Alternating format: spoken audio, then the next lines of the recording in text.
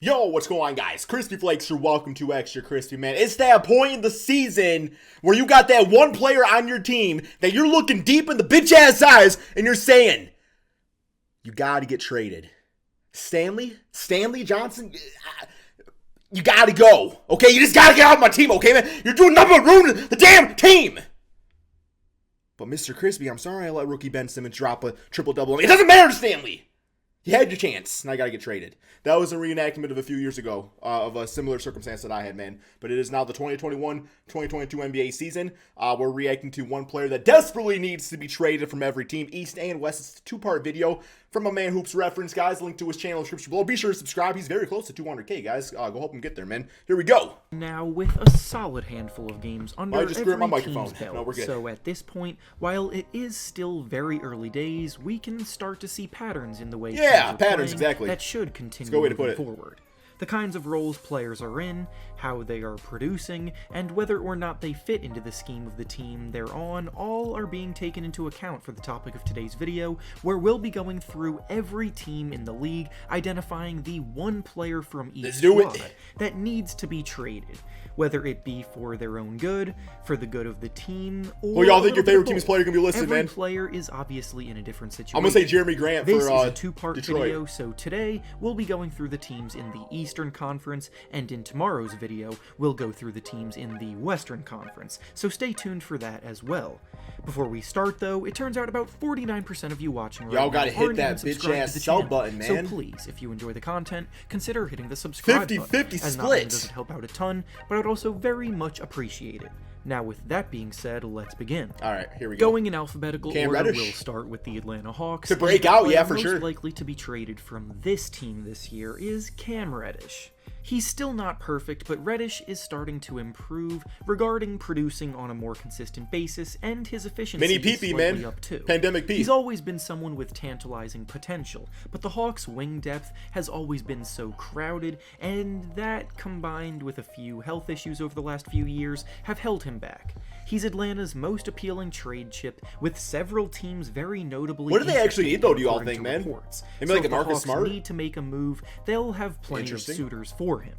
Next up is the Boston Celtics, and the player they Marcus could Smart, end there up we go. moving this season is Marcus Smart. The Celtics are off to a rough start to the season, and after some post Yeah, I don't even think they can trade him because of his extension. Because when I was talking about the Jaylen Brown, Ben Simmons stuff going on, people were saying Marcus Smart, but then they were like, they all can't trade by him. Smart himself, it became evident that things in the locker room aren't exactly going that great either. The Celtics need playmakers around Jason Tatum and Jaylen Brown. They needed Lonzo and Ball. Smart's streaky shooting doesn't quite fit the bill. So even though he's been a fan favorite and an incredible defensive player for them for years, he's get Ben also Simmons someone that somehow would without provide trading value Jaylen. in any trade I don't think the it's team would possible. look to make to acquire what they need. Up next, we have Kyrie, the Brooklyn yep. Nets, and the player they could look to trade is Kyrie Irving. Sadly, By now, man. we're all familiar with the reasoning for why Kyrie isn't playing right now, but the Nets also aren't exactly off to the hottest of starts to the season either. If Kyrie does intend to actually sit out for the entire season, then he's obviously of no use to them, and for the sake of the team's title window, Who would they get for him, though? may need to end up having no I don't know, man. Them Piston tickets sales are pretty low these days. Like, maybe I'll give you all Saban Lee and a second-round pick for Kyrie. Just, you know, I know Kyrie ain't going to play for us, but we could up the ticket sales, you know? So choice, but to explore the market for him based on his obvious talent. Next up is the Charlotte Hornets. PJ and the Washington. player they could end up trading. Yeah, he ain't this starting year these is days. PJ Washington. I love PJ. Washington was a That's my consistent PJ. starter in his first two seasons with the team as a floor-spacing power forward that provided solid value across the board. But now with Miles Good Bridges shot blocker, breaking too. out and playing such great basketball for the team, Washington has been relegated to the bench and his role is decreasing.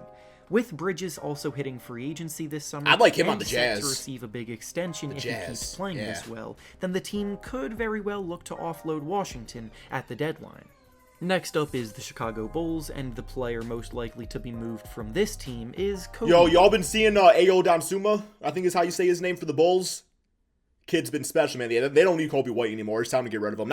No disrespect to Kobe White. He can score and everything, but there's better teams that could utilize With him. the additions of both Lonzo Ball and Alex Caruso this offseason, Kobe White went from potential point guard of the Like, future Ayo needs to be in the seeing his rotation. role immediately diminish. The Bulls are off to a hot start without him while he recovers from an injury, and even when he's back healthy, he's going to see a decrease in his role. Give you all Saban Lee and a 4th round pick. He has a lot of potential as a shot creator and scorer, but Chicago might not be the best I like place to Saban tap Lee. into that anymore. So if the Bulls look to make one last big move for a playoff push, White seems to be the trade chip available to them in this scenario. Up next is the Cleveland Cavaliers, and the player that needs to be moved here is Kevin Love. This has been the case for a few years now, but about the 3 or 4 of it actually about 3 or 4 just seems to get lower. Really, ever since LeBron left the team, let's be honest, that extension or whatever they gave Kevin Love was stupid in the time. It really was. Time. Love's contract eats away so much of their cap space, he just makes their front court even more crowded than it already is, and he's taking minutes away. That big ball's been working though. It's been working. Future. Next up is the Detroit Pistons, and the player they are most likely to move is Jerami Grant. Grant came to the Pistons looking to prove himself as a guy who can be a lot more than just a role player, and he has absolutely accomplished that. Yeah, when it comes down to like Jerami Grant, I mean, I'm sure he's probably going to say it, but I mean, the team's not winning a lot of games. You know, we're going to be drafting another, top lottery pick probably next season. Jerami Grant, trade value, I would say it was at all-time high last season. This season, he's had, good and bad moments and everything. But, yeah, with that contract and everything, it's like, I would rather flip Jerami Grant for some assets at this point. I just think it's better for the rebuild, better for the playing time and everything. And Jerami could really help out a contender right now. But it's also sad, too, because he actually chose to, play in Detroit. So you don't get that too often here. The Pistons are arguably the worst team in the NBA this season, and Grant is much more we beat the Magic. For a team looking to compete. So both for Grant's sake and the worst team rebuild, we really are. In everyone's best interest to cash in on him and exchange him for more valuable long-term assets. Up next, we have the Indiana Pacers, and the player Sabonis they over Turner. should look to move. You don't hear this one Domantas often. Sabonis. This is something I've discussed a bunch in the past from last season, and the trend is once again continuing this year. But the Pacers haven't exactly played I want him in great Portland, to start actually. this season, Portland would be winning nice. only 3 of their first 9 games, and their experiment with running a Twin Towers lineup of Sabonis and Miles Turner together probably isn't ideal. Statistically, the team Walmart version of the Memphis Grizzlies. Sabonis, so even Twin though Towers. Sabonis may Zebo objectively and be Gasol. the better player, the team is more suited to Turner's strengths as a big man, making Sabonis more expendable. Up next is the Miami Heat, and Izzy the player Opala. they could Forgot look he to even trade existed. is Kezzy Okpala. So the Heat look pretty good right now after an offseason filled with impact signings, so honestly, this was a bit of a nitpick selection. They don't really need to make any trades because they're solid on both sides of the ball right now, and they don't really have many expendable impact They need to trade players Udonis either. Haslem, I'm just But joking. Okpala is someone that could be valued by a rebuilding team, perhaps. Up next is the Milwaukee Rodney Bucks, Hood and hasn't the really been player playing, they has could he? I look don't to think. trade is Rodney Hood. Hood was once an impact scorer off the bench of playoff teams, but has had a Utah rough days. last few seasons filled with injuries. The Bucks are a championship contender with Rodney Hood might be one of my most disappointing players of all time, though. Because I really thought, there was a season he averaged, I don't know, I think it was 16 or something for the Utah Jazz, and I really thought he was going to be special. Ever since then, he, fizzled out. pretty set rotation right now, so him trying to make his comeback there doesn't seem that likely, but his shooting may prove to be valuable elsewhere. Next up, we have the New York Knicks, and the player they're most likely They still to haven't trade given up is on him Kevin yet? Knox. What The about Frank Knicks have Ntilikina? officially given up on their 2018 lottery pick as he is no longer a member of the team's rotation. His promise as a He's going with scorer Josh fizzled Jackson comeback, with though. several seasons in a row Definitely. of efficient shooting, and while he did show promise as a spot-up shooter solely last year, he still struggles mightily with pretty much every other aspect of the game. He's made it known he'd like to be traded, the team has made it known they're trying to trade him, so I'm positive that this is Why does one nobody deal want him? that should come in the near future, or at least by the trade deadline.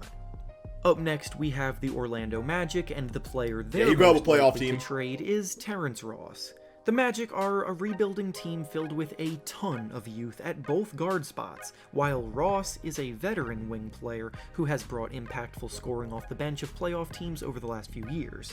For obvious reasons, he's the kind of player that the team will look to offload, as they have been doing. Trying to think of a many good fit. their I can't really veterans think of from one, their though. prior playoff teams, as he's one of Clippers? the last ones they have left. Clippers still. could be decent. Next up, we have the Philadelphia 76ers, and the Ben choice here Simmons. is the most obvious Great of all, fit. being Ben Simmons.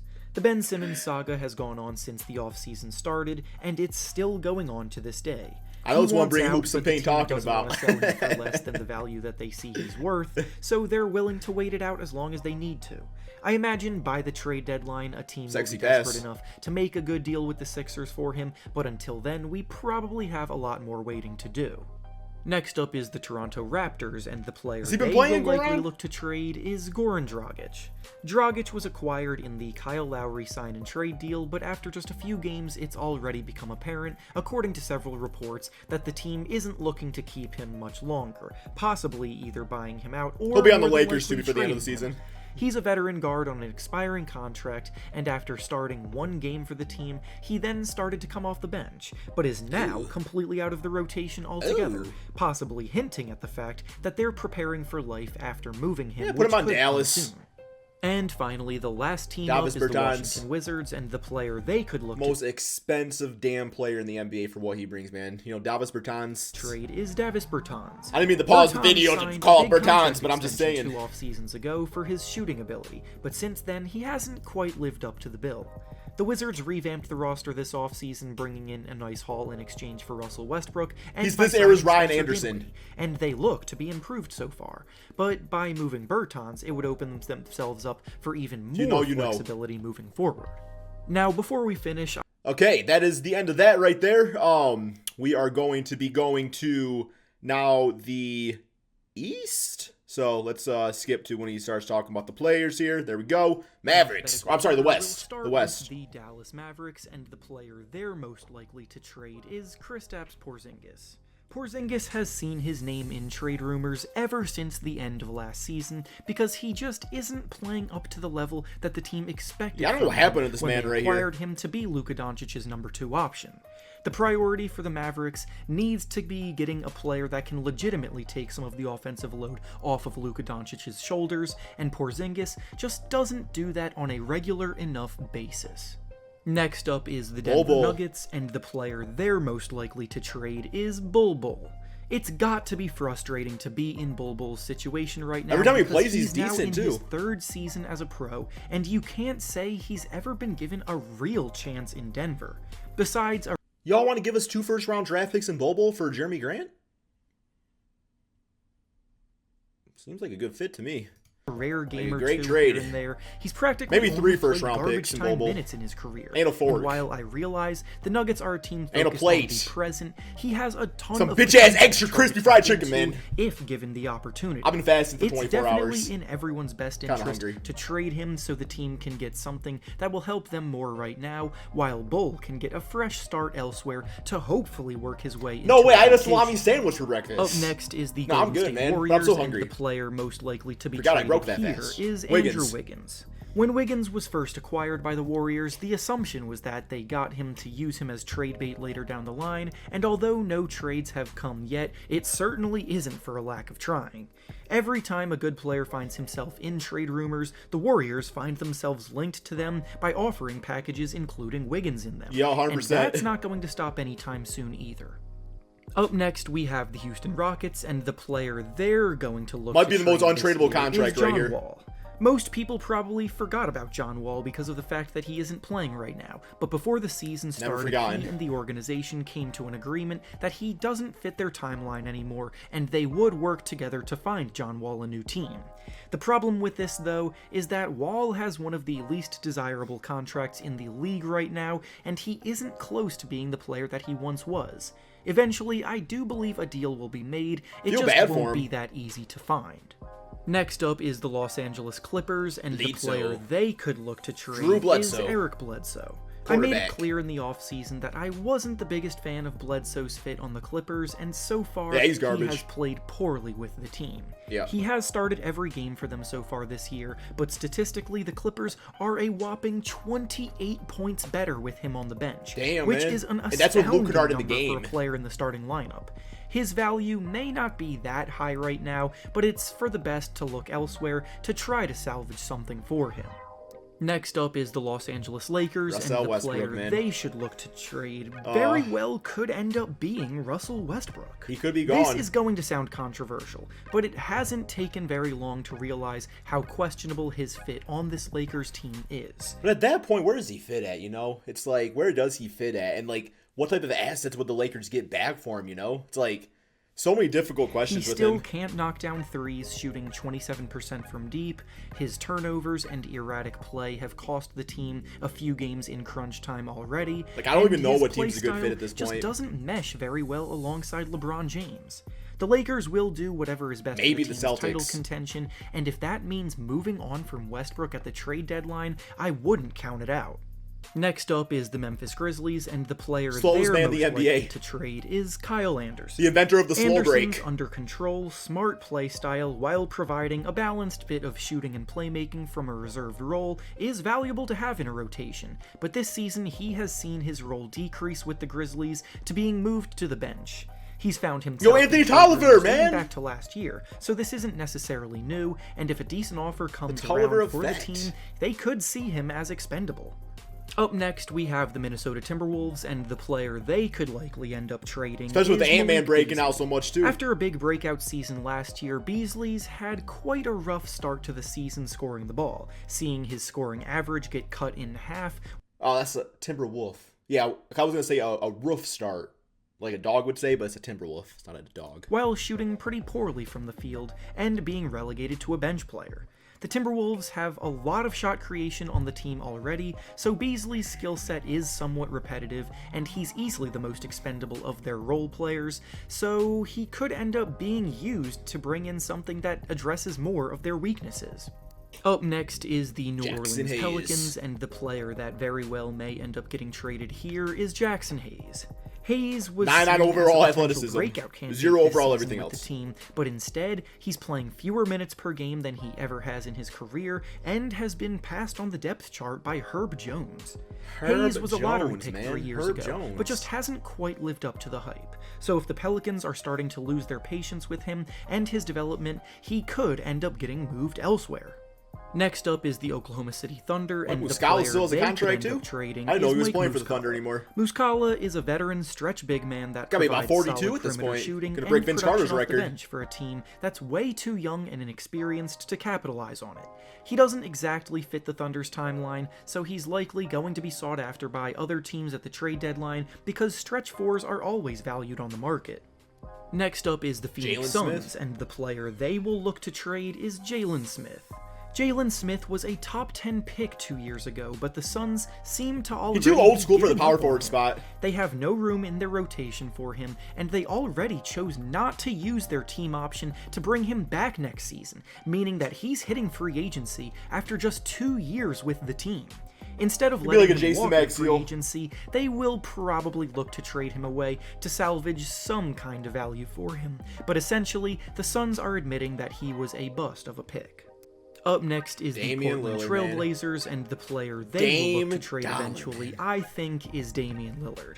Again, this is incredibly bold to say, but the... Yeah, I get what he means with Damian. I still think that I'd like to see them trade CJ, move Norman Powell to the shooting guard, and see what other skill set they can bring to the team by trading away CJ. I don't know. I just want to see a different type of player next to Damian, I suppose. Entire situation might be too late. Just seems like a ticking time bomb. The Blazers are once again mediocre at best, Lillard's patience is clearly running thin with the organization, and with the impending situation regarding love to see them get Can on the team though, oh my goodness, or even Sabonis, like I said. In the news recently, it's all becoming a train wreck quickly, so Dame's trade request feels imminent. Next up is the Sacramento Kings, and the player they're most likely to trade is Marvin Bagley. Yeah, this dude needs a bigger Bagley chance. is in the same camp as Jalen Smith, where the Kings are not even playing him at all. Ridiculous. But for him, he's obviously talented enough to get minutes somewhere. He was the number 2 pick in the 2018 NBA draft. P. Will replacement on the Bulls for now. When he's been healthy. So if the Kings don't want him anymore, someone will. Next up is the San Antonio Spurs, and the player they're likely to be on a playoff team this year is Thaddeus Young. Thad Young is an ideal jack-of-all-trades forward that gives you a little bit of everything out on the court, and he's absolutely going to be sought after by winning teams as the trade deadline approaches, because the Spurs right now are more focused on rebuilding. And finally, the last team in the West is the Utah Jazz, and the player they're most likely going to look to trade this season is Eric Paschall. The Jazz aren't really a team with a glaring choice, so this one Yeah, I was thought he was tough. best friends with, But like, Mitchell or Paschall something. struggling to start the year, and Rudy Gay eventually coming back once he gets healthy, he may end up being the odd man out in their rotation for them. Okay, guys, that is the end of the video right there, man. So, yeah, do you guys all agree? Let me know in the comment section below. Thank you all so much for watching, and peace out, my friends.